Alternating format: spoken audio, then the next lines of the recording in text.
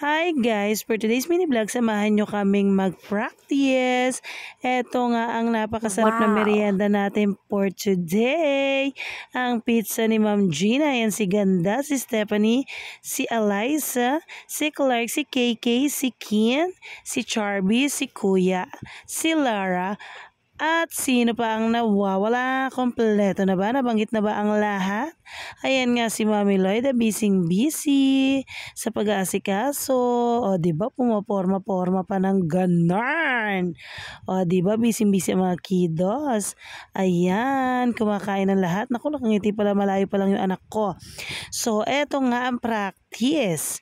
Practice na may kasamang paglalaro.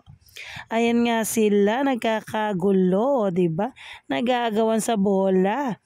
Susan Roses, ginawang volleyball yung bolang maliit. O, 'di ba? Umaakma pa.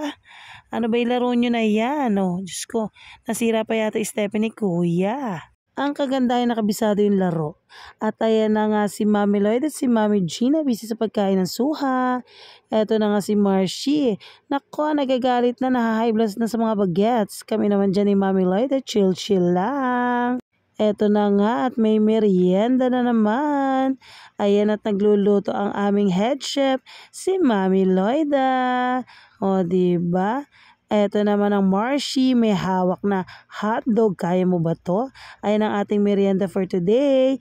Maraming salamat Marcy and Mami Gina sa masarap na merienda.